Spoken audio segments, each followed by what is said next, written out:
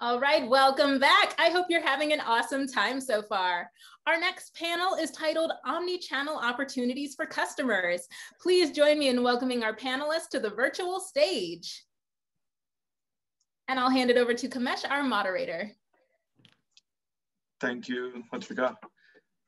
Hi, everyone. Thanks for joining us today. We'll go around the table and kind of, have introductions. Jennifer, can I tap you first to provide a brief introduction of what you do? And hi, of course. Hi, I'm the Vice President of Omnichannel or Digital Design and Strategy at US Bank, supporting wealth management and emerging affluent, and I am based in the San Francisco Bay Area. Pleasure. Thank you for joining us today. Elle, can I type you next to go ahead and introduce yourself? My name is Emmelda Lawrence. Thank you. I'm manager with Fremont Bank. I have no clue why my name is showing as Elle. Yeah, my parents hope for a better very short name. Right. Well, yeah, my parents hope for a better name. I chose to stick with this one. Anyways, yeah, I'm manager with Fremont Bank for business online banking and mobile banking for commercial use, and happy to be here. Pleasure. Thank you. Thanks so much. Matt. Hi, everybody. Matt Thompson here. I'm the Vice President of Global Marketing for a company called Soprano. We're a cloud communications company that focuses on large enterprise. And I'm actually based in Seattle, Washington. Pleasure. Thank you. Thank you for joining us. Jonathan.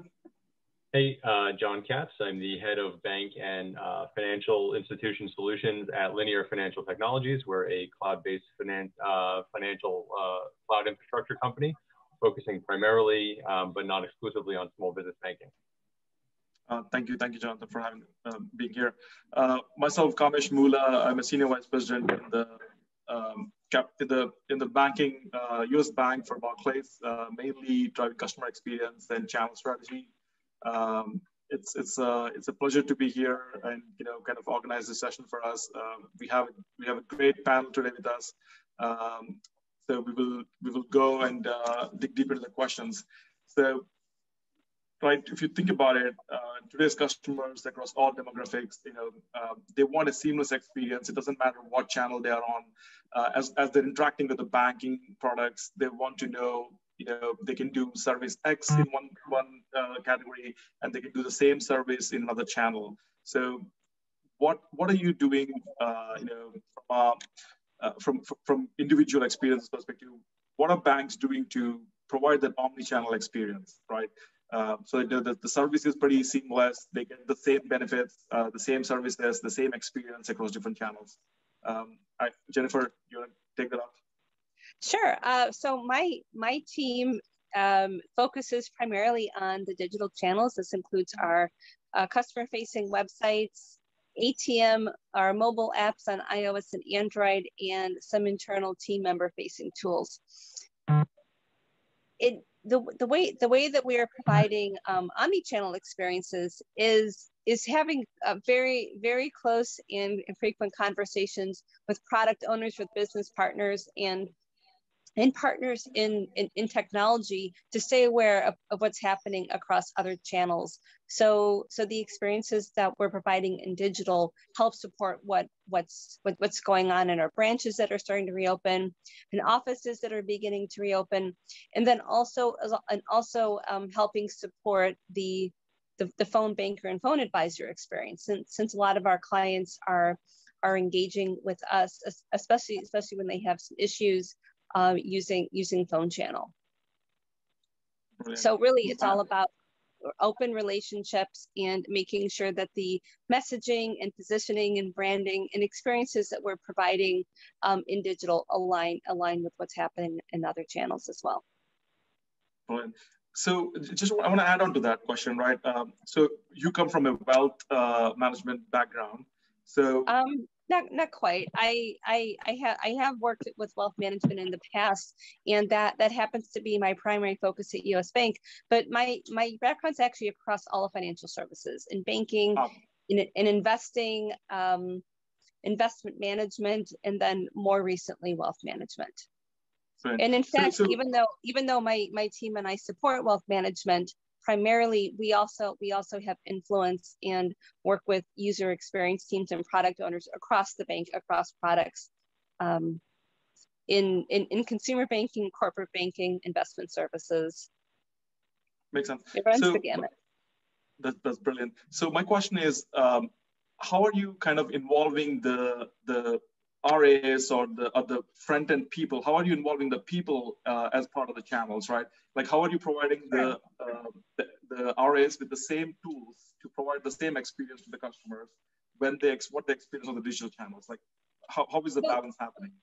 The way that we're working with RIAs is we have the opportunity to reach out to them, find out what the clients are telling us, or find out what the clients are telling them as when they call with issues or for their annual or quarterly check-ins.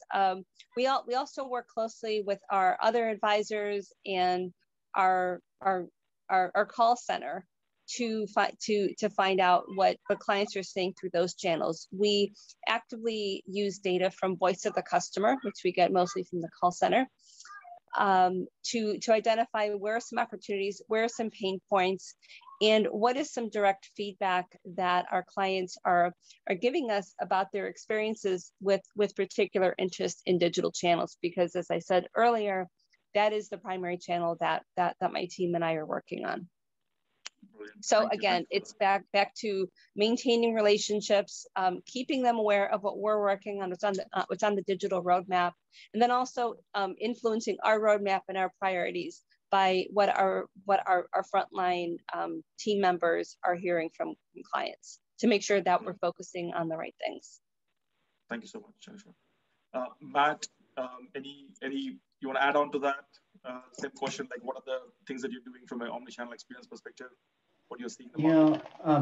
We work with banks in different countries. So we've got some of the bigger banks in Australia and Singapore, and then we've got some sort of tier 2 banks in Europe and the US that we work with. And the only thing I'd add to what Jennifer just said is that we can see the full spectrum of how banks are using omnichannel to engage with their customers. And when I say omnichannel, from our perspective, I'm limiting it a little bit from what you said, Jennifer, because you are including mobile apps, retail branches, and all of the channels that a bank would engage with, where we focus on just those mobile channels. So SMS, voice, email, and then some of the new stuff that's coming out, like WhatsApp and RCS, where you can be a lot more interactive. And really, the most interesting things that are happening out there are when banks are reinventing their workflows and processes to really optimize around mobile. So that's how I'll be able to really layer on, I think, in this conversation today. For example, accelerating a mortgage application process by having more touch points with customers along the way, better communication with them, maybe even using it internally to accelerate some of that process. And if you get that all right, then a mortgage application can be faster, it can be more compelling for customers, and it can ultimately be a differentiator. So I don't know, I'll leave it at that if that answers your question, Kamesh. No, absolutely. Anybody else wants to add to it, or?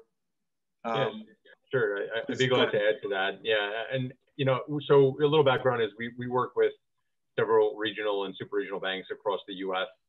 to provide a white label solution for their business banking credit applications primarily, as well as other products. And the way that we've approached omnichannel, I know it's become a little bit of a buzzword, but it really is to enable the customer to interact with the bank how they want, where they want, when they want. So really to be able to distribute the products that the bank has, regardless of which channel the customer shows up in. They can walk in the branch. You want to give them a digital experience in the branch. And that is obviously moving away from the paper application, but really more towards a really quick, easy digital customer experience that takes 10 minutes or so to submit a credit application.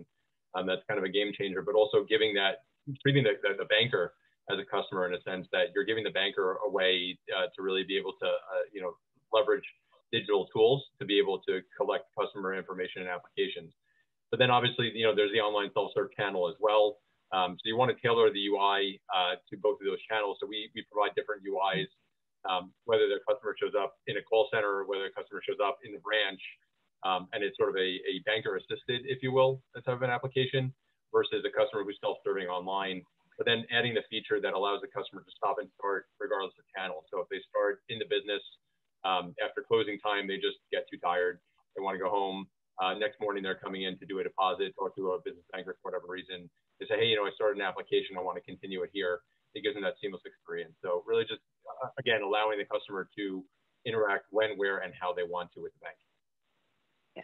And I want to add to that point, I worked with multiple banks in this space specifically. When we talk about omni-channel, just as Jonathan said, whether you're coming in via mobile or whether you're sitting in front of a computer or whether you're reaching out to a bank RA, the experience has to be same. One thing that I've noticed a lot of banks that are doing is that having more independence in terms of how you control and manage these applications, especially when you're talking towards a digital platform. I've seen more and more banks are leaning towards relying less on a vendor-based banking application tool, both commercial and retail, and developing these applications in-house simply because they want to have a better control of how the data is processing or how the transaction information is flowing from one department to another, just so that we have lesser hiccups, we have more control, we have more visibility, and that actually enhances the omni-channel experience of our end clients. So great points by everybody, and just wanted to add this one too. Awesome, thank you so much. What are the challenges you're seeing in implementing these strategies, right? Like, for example, like stakeholder buy-in, putting in budget issues. Are you seeing any technology gaps in implementing omni-channel experiences? Yeah, so I could kick that off. I mean, I think it's resource constraint. I think is the biggest challenge. And depending on the institution, and I don't want to speak to anyone's institution here, but let me categorize and say banks broadly tend to be somewhat conservative institutions, and sort of, change comes at a rather slower pace compared to some other industries just because of the sort of natural risk aversion. I think getting buy-in to, really jump into this, one-time generational shift from analog to digital, combined with the resource constraint, particularly in technology, because the technology resources typically are a shared resource across all departments of the bank, whether it be consumer, retail, et cetera, or wealth or what have you. I think the sort of the mindset of a generational, shift combined with a lack of resources is probably the biggest hurdles that we see to sort of, to getting that progress. Absolutely, but so if you look at the channel strategies, right? Sometimes the way the organization is structured also makes a difference, right? If there is change the bank, there's run the bank, channel agnostic, single set of resources, that's very rare to have, right? Most of the times it'll be, okay, IVR channel like telephony and then digital chat channel. There'll be separate set of technology resources for the bank to play with. Are you seeing the way the organization or the banks are structured plays a part in like how quickly they're migrating to an omnichannel experience versus not? Yeah, absolutely. I mean, so think about it like this.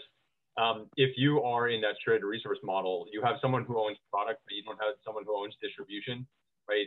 They may have a great product idea, but if they don't have decision-making capabilities in the distribution area, that really doesn't help. So if you have someone who has an innovative mindset when it comes to working capital product for small businesses, right? The Main Street type product, sub 100K type lending. But they don't sort of own the retail channels. They don't own the branches. It's harder for them to push those changes through. I think if you have organizational structures where the product also owns the distribution, where you have a much more, sort of end-to-end alignment, where you have your own holistic organization. And we see that with some of our bank clients, particularly with the super regionals who are moving to that type of environment where, the small business, the business banking unit has shelf space at the retail network. They have their own IT department, right? So they really have sort of an internal self-contained institution within that. And I think that's a structure that we've seen work more than not compared to some of the other sort of, decentralized type of organizations. Brilliant. Jennifer, Matt, or Emmelda, you want to add anything to it? The organizational structure or any other challenges you're seeing? Yeah, I would like to add that U.S. Bank has been investing very heavily in digital and technology to the extent that they have a chief digital officer. So that support's coming from the very top of the organization. And our chief digital officer has been very influential in prioritization and resourcing and making sure that the digital organization has what they need to be successful and to continue to be innovative.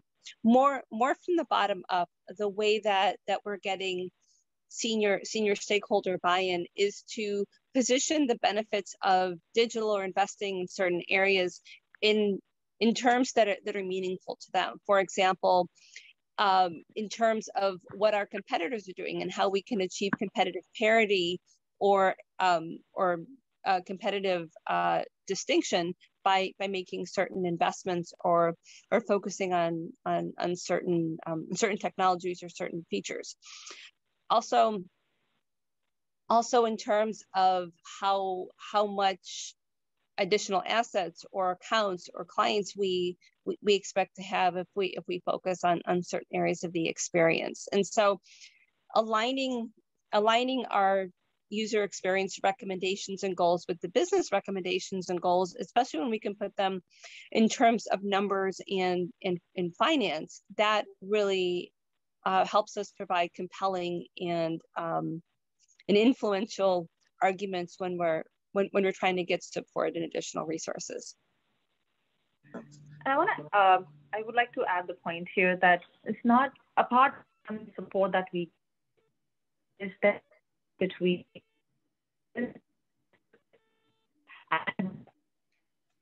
Sorry, you're breaking up, Emmelda.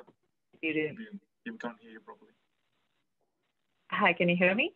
Yes, now it's better. Yeah, sorry, I was not able to hear you.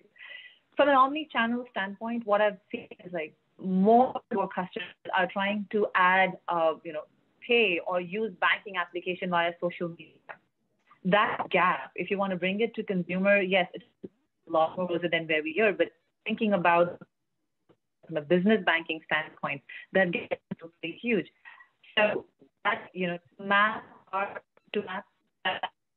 that sooner or later consumers want that in the business banking area as well. It should, especially for small businesses,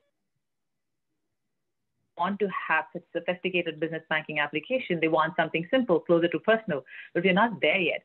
So this gap of expectation versus reality of where we are, combined with technological skill shots, also the budget that we always run into, all of this, it keeps us in a moving target. It also keeps us on our toes, but it also helps us to aspire where we want to be in the next few years. So I find that space very interesting. They're doing a lot of projects, based on that. I'm hoping that more and more banks will be going in that direction where this omnichannel experience is not just with your banking application, but how do you involve social media and as well as business banking? Yeah, absolutely. Can I chime in on this one too? Emmelda, that what you just said is really resonating with what we're starting to think about, because Jennifer brought up CDO. So what we've been doing internally is doing a lot of thinking to put ourselves into the mind of a CDO and what they might be afraid of right now. And we actually are pretty sure that because of what we're hearing from our banking customers, that the CDOs are placing a lot of emphasis on the customer experience in something like a mobile app, or maybe like what Jonathan said, a UI that's being built for the store so that there can be, a reduction of abandonment. And a lot of really great thinking and customer experience thinking is being put into these places. And at the total neglect of this huge place where a lot of their customers are still watching, like mobile alerts and, even all these two-factor authentication messages that everybody gets all day long, and not thinking about how much more could be being done to engage customers in these areas. Meanwhile, all these threats are coming at them from mobile wallets where you're getting disintermediated from the brand. And we're just wondering if we're getting this thinking right. So I thought I'd put that out there for you guys to react to test on our thinking here. No, absolutely, that's absolutely right. Actually, that's a great point, right? So if you look at both the points, one is you have to look at data outside the bank and also within the bank. So if you look at some of the banks, they have a organization that is very digital centric, and the rest of the bank is non-digital, right? In a way, so the digital organization keeps coming up with new innovations, and they do pilot and they try to establish across the bank. So, are you seeing the data silos, right, as a major hindrance to provide that optimal omnichannel experience? Both external data, internal data, structured data, unstructured data, because every interaction, be it a call center call or a chat, how are banks mining all this data to provide that omnichannel experience? Any thoughts on that? Well, data silos have been a biggest challenge, especially for the banks that I've worked for, is simply because, as I said, the way we view the data versus way we can export the data in a format that can be given to the end client, there are two different things. And it's a bank employee-facing application looks way different, has different functionality versus what the end client is seeing. And yes, there is always this tug of war as to where do you want to put money on. Do you want to focus on, improvising your internal application so that you can serve the clients better regardless of the channel they come? Or do you want to focus on the external-facing application where you want to make the clients more independent? I say yes, data silos are one challenging area that I have noticed across many banks. Makes sense. A follow-on question from the data, which is like obviously AI and ML algorithms depend heavily on the data that data lakes that are running behind it. Are you seeing any new innovation in drawing the line between creepy versus more customer centric and customer focused? Like I know exactly when you're going to buy this item, or looking at the data and okay, this is your anniversary, so you're going to buy this, offering more loans. Around that, like point of sale services. So are you seeing any new innovations across the board in your banks as well as your I can talk a little bit about the approach that U.S. Bank is taking in terms of how we use data and how it's used to provide a personalized experience. U.S. Bank takes, I think, a conservative approach to it and is rather judicious in how they use customer data, tending more towards protecting privacy and security rather than, I guess, actively and using data in new ways that might come across as uncomfortable or lacking security to our clients. So first we do make it very clear, explicitly and implicitly, that the data that they share with us is secure and is going to be used responsibly. In terms of the level of personalization that we use, UX has worked closely with the product owners and with the business SMEs to identify what are the most important, highest impact, most critical areas to the business and to their clients for what they might be looking for in terms of offers, education, support, and how can the data that we know about our clients be used to inform that and provide a personalized experience that adds value without compromising security and feeling overly familiar. Awesome. Thank you for that. Any comments that you want to add, Matt, Emmelda? Well, the only thing I'll add is like maybe going back to your first question about data sets, and you've got these unstructured data sets like social media, and then structured data sets, and there's got to be more anxiety about what we're not doing with all that data than what we are doing with all that data. And there's also kind of the problem of whether we're even asking the right questions about that data, and I think that the data privacy challenges here sound more. Can I clarify the question a little bit, Kamesh? Because the data privacy challenges would be more about what happens at the point of sale, right? So is the customer being given an offer to go spend some money based on some data that somebody has about them? But are we actually looking at where the customer wants to be communicated? Like starting at the top level, like not about what we give them, but where do they even want us to communicate with them? And what have they told us that they want to hear from us, and what is that trusted environment that we start to deliver information to them in. As we build that trust, that's when we can start to deliver them more, things that what we might call scary or creepy, like it's only scary or creepy if there's no trust. Yeah, bang on target. That's a great answer. Jonathan? Yeah.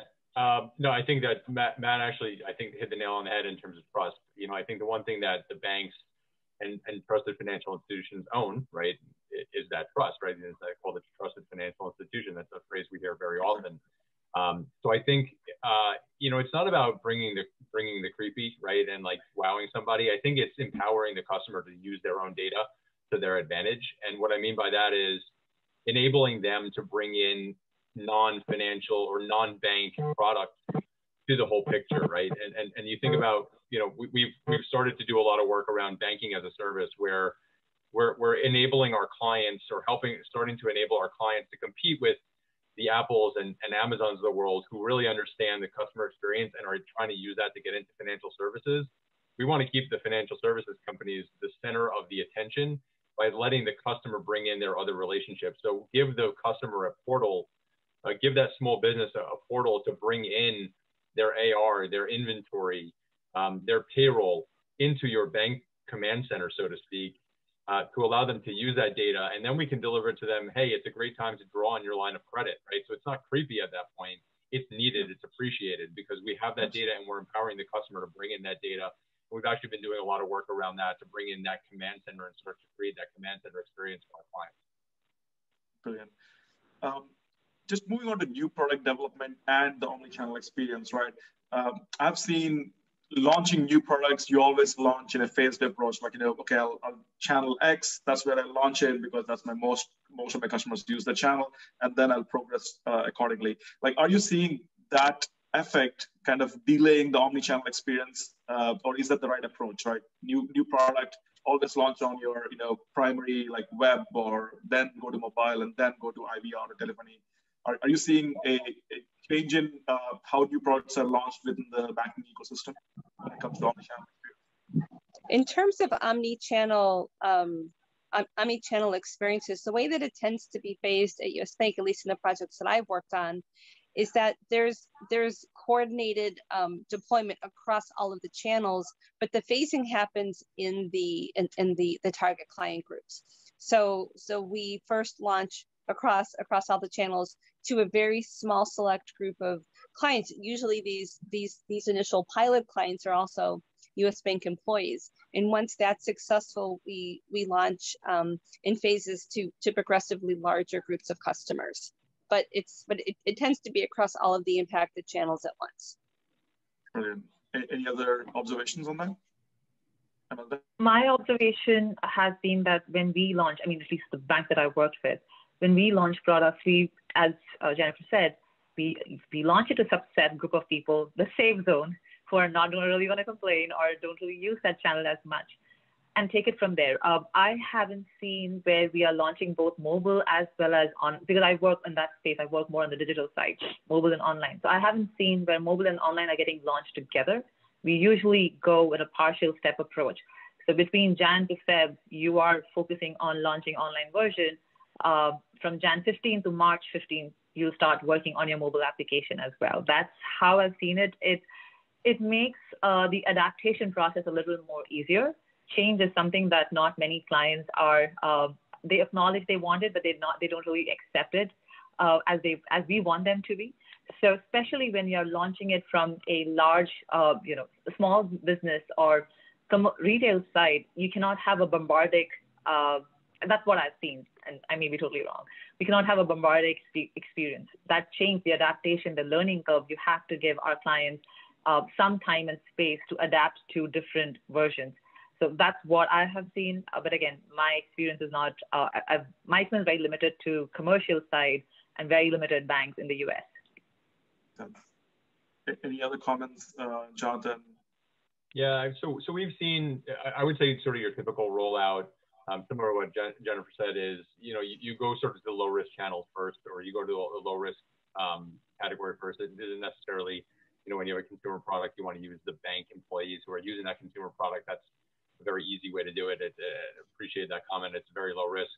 What we've seen typically in sort of the business banking franchises is you roll out to a call center channel or a small business relationship manager channel, a very small group of specialized users who understand the product very well, that can also give you, beyond UAT, they can also give you good feedback. And then, from there, you think about like, it's a subset of branches that are the pilot branches. And then from there, you go to, a region or a state, and then out to the whole footprint. So you really want to sort of make sure that you have your acts together. The philosophy that we tend to, keep in mind when we're taking a new rollout, to the franchises, you only get one shot to make that first impression, especially when you're dealing with people who are retail focused or retail facing, particularly who are branch distribution people. If it's a bad rollout to start with, you've lost their minds, right? They're going to go to the home equity product. They're going to go to the credit card. They're not going to worry about, okay, how am I going to sell the business banking line of credit? Because if it was a bad rollout to start, there's a lot more on the shelf that is functioning better potentially. Yep. So you have one shot at it, and you want to make sure that it gets done right. So you want to be careful. Awesome, thank you, Matt. Any other comments on that? Not being a bank, I don't think I can add a whole lot to how the banks roll product out, but it's consistent with what we experience, because we tend to come in when the banks are asking for help putting communication around some of these things that they're building. I mean, the only thing that I might layer on as an observation is that it sometimes is an afterthought, communication. And, we think about digital transformation, like really true digital transformation. If you're going to go in and open up a big processor, put in a new product, there's often a lot of points where we could start to either better engage or more frequently engage with people, either internally or with customers. And I would love to see banks take a lot more of a proactive approach to how they think about where communication is going to happen across all the available channels, to look at the technology that's available and look into the future a little bit, because they might find that there's more going on than they realize that could be done in mobile channels than what they are even realizing. So that's the only thing I'd add there. That makes sense. Thank you so much. From a channel perspective, are you seeing that? Is there a demographic shift as well that you're observing? That even because I was analyzing the demographic data today across channels, like how customers are interacting with our different call centers and contact centers. I observed that age range 50 to 60, they tend to try to call us more, and lower age ranges 40 to 50, they try to use the mobile app and web more.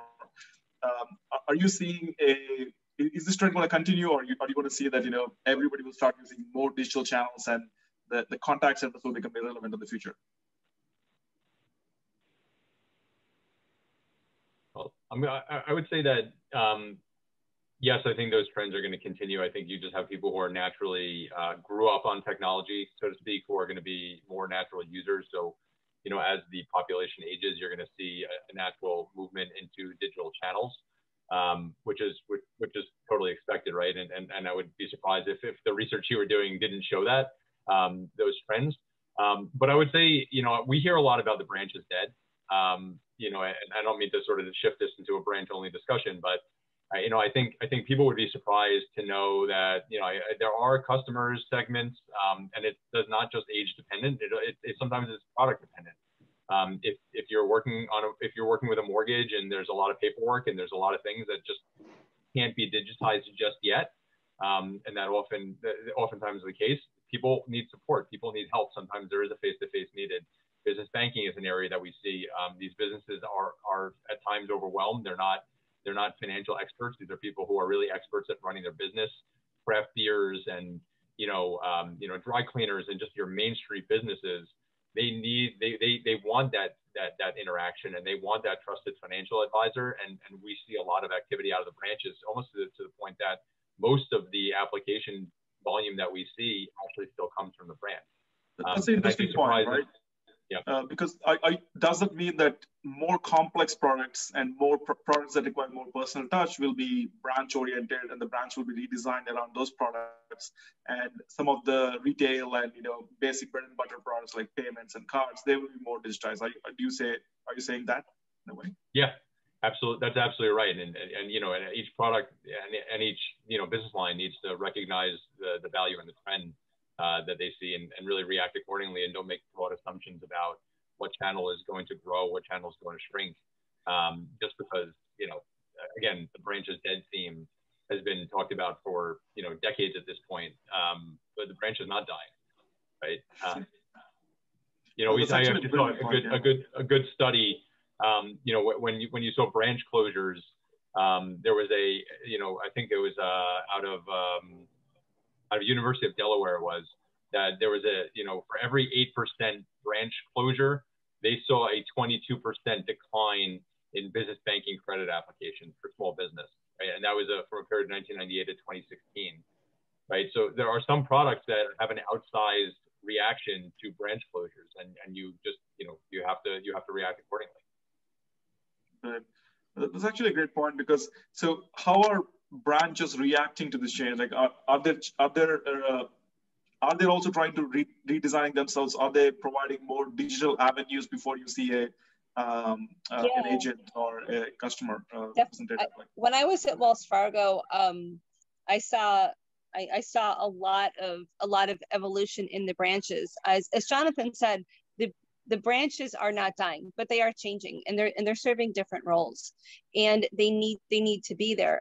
Some of the things that Wells Fargo was doing was they were closing some branches in certain locations, but in a lot of locations, what they were doing is making those branches smaller, adding capabilities to branches that weren't there before, providing more self-service opportunities, having kiosks where people could engage with their online with online banking, and have fewer number of human staff there, but these human staff were empowered to do more than maybe they could in a traditional branch. Something else that they did to serve their banking clients, and I actually worked across the street from this branch that they were doing this, is they had these super-powered ATMs, so to speak. These ATMs were able to provide coins and additional denominations and additional services, primarily for the business clients that were around this branch, which brought these business clients into the branch to perform a really important service, but it was just a smaller footprint and a different variation of services. Brilliant, thank you. And also one thing I wanted to add is that just as the branch is evolving, I think that a lot of other channels are evolving too, as clients' needs and expectations are changing. The bank and all of their channels similarly need to change. Absolutely. So this is the following question, right? So are the omni-channels, or all the channels are equipped for the customer to transition between channels very smoothly, right? I start my loan application in one channel, and then I want to complete another channel. So maybe chat channel, or web and mobile channels. So are the banks trying to get there, give that onboarding experience as well in an omni-channel world?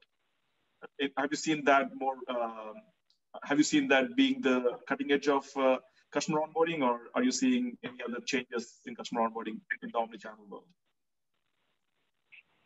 I would like to answer, start with that, the answer. What I have seen is more and more banks are going towards digital onboarding of application. That being said, as I said, the adaptation rate is not where we want them to be, but it is getting there. So whether it's Wells Fargo or whether it is a small community bank, they are aiming towards that direction. And going back to your previous question about demographic change, especially with enrollment and onboarding, we have seen a shift in or lowering of your client's age. I believe 2 years ago when we did the research, our client's average age had dropped by, I think, from 55 to almost 45. That's 10 years of gap. And that means that, you have more and more younger people joining the force. With that said, yes, there is a shift happening in terms of digital onboarding and digital enrollment, but there is a lot of area that we need to work on. to have this, across multiple platforms. I think that's a good point. And I saw some data that said that when COVID-19 happened, so, okay, start with X% of customers are already using your online application or your mobile banking application. And what I've been reading is somewhere between 40 and 50%. And I don't know if that's a correct number, but we would have expected, I think a lot of us would have expected that when COVID-19 happened, that a lot of people would have flocked to the mobile applications. But the data that I saw says that that didn't really happen in big numbers, which means that we might be inching our way toward adoption of some of those bigger online services, the mobile app and the online app. And my biggest concern is, I'm a consumer as well, so I'm not gonna name any banks, but it's not one of the banks that's on this call. But I've got the ability to opt into all kinds of alerts, and I'm telling you, I can opt into something like 35 different alerts, and I'll get 8 messages a week from them. And there's a whole lot of work that could be done to make that just a much better experience. And that addresses the 40 to 50% of people who aren't using the online application, yeah, or the mobile app. Makes sense. The other question I have is around, like, if you looking at how banks are actually communicating with their customers, right? More from a marketing their products perspective.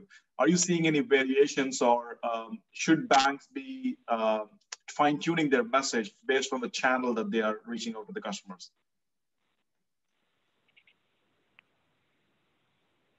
So are there any strategies that banks should adopt to kind of tailor the message according to the channel in which they want to reach the customer?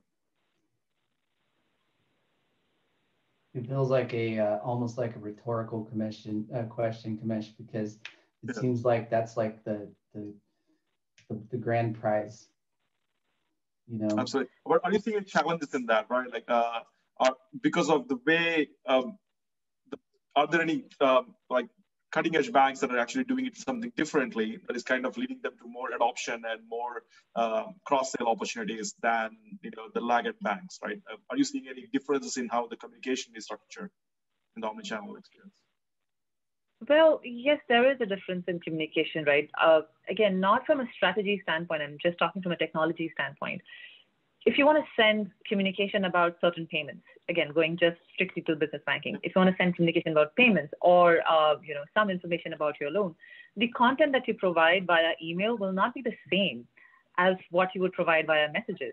So from a strategy standpoint, ideally, yes, we would want to have, as I said, it's an omnichannel experience. We would want to have the same data view across multiple channels. But I think this is where technology comes in. You're not only just technology, you have the laws of the land also come in. If you are, one of the core laws in US is that if you are enrolling or sending text alerts to your clients via SMS, you have to give them the opportunity to unsubscribe out of that SMS, even though they are paying for it, even though they opt in for it, right?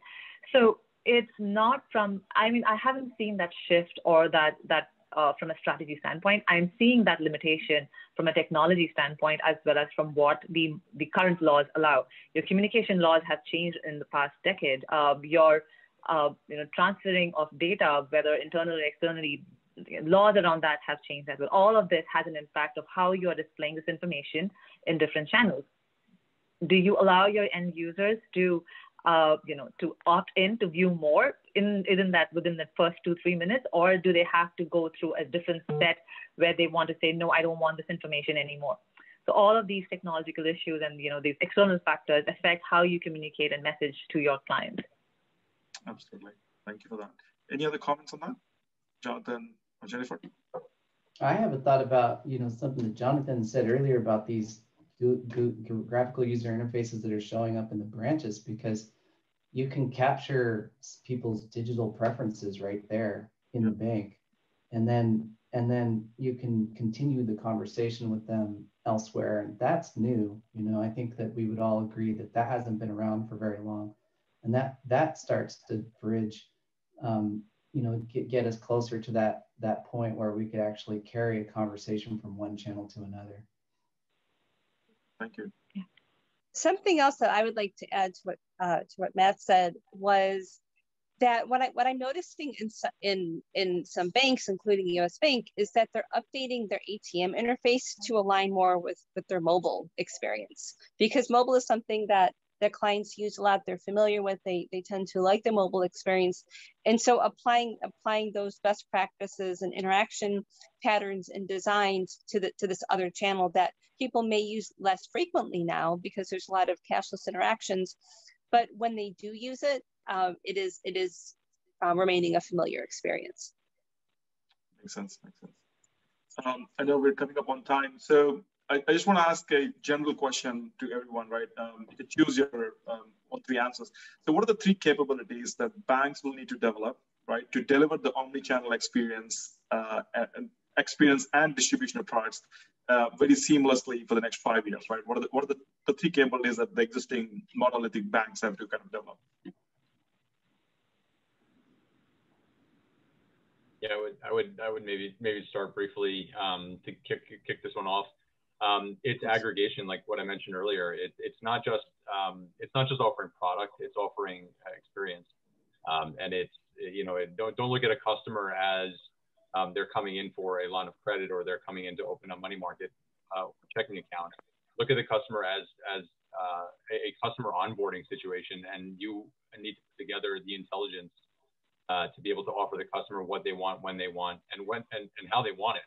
Right, to use the theme that I touched on earlier. So I think really being able to figure out that the bank as a general contractor type of a approach would allow you to really be able to deliver to them over the next several years, where you ingest the client and then you provide them everything they need through other sources as well. So really be that aggregator and the bank be the command center that the customers use.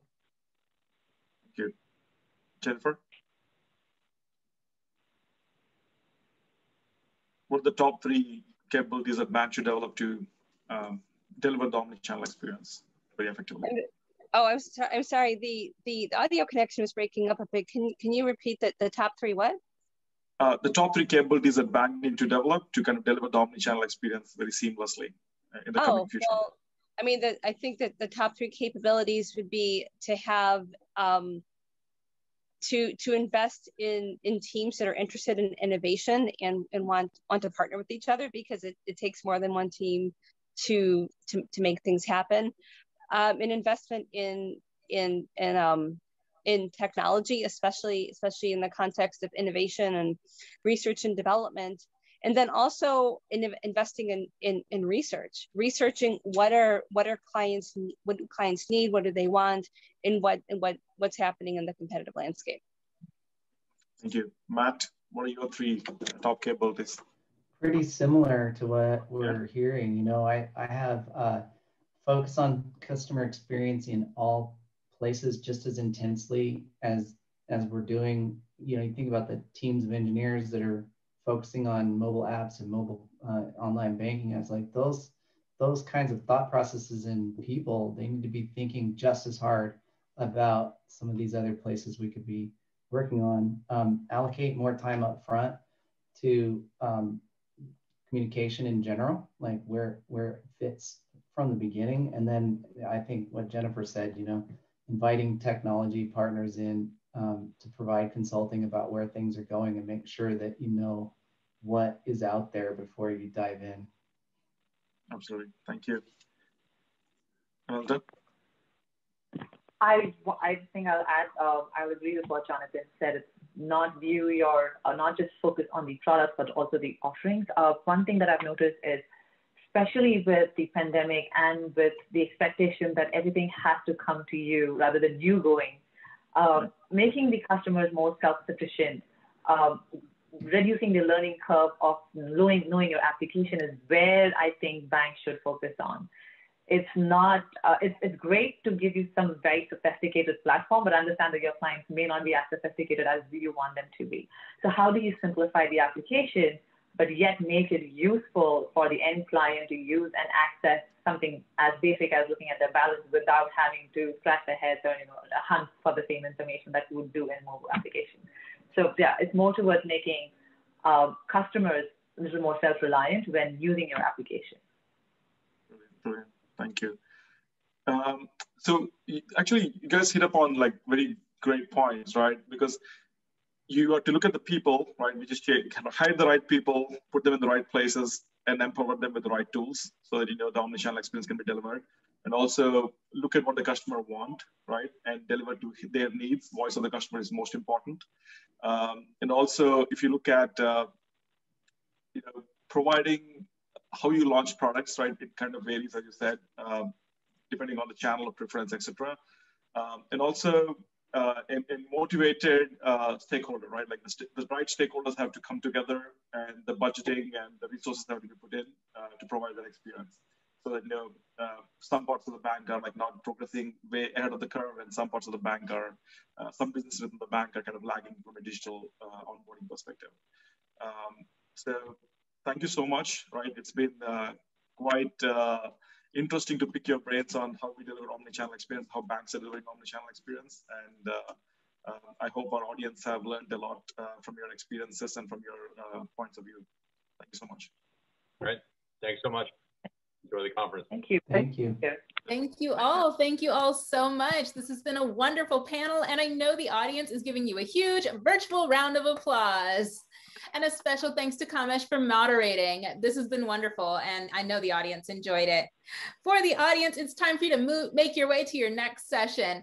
Along the way, make sure you accept your connection request and take some time to check out our amazing exhibits. Thanks so much, and we'll see you around.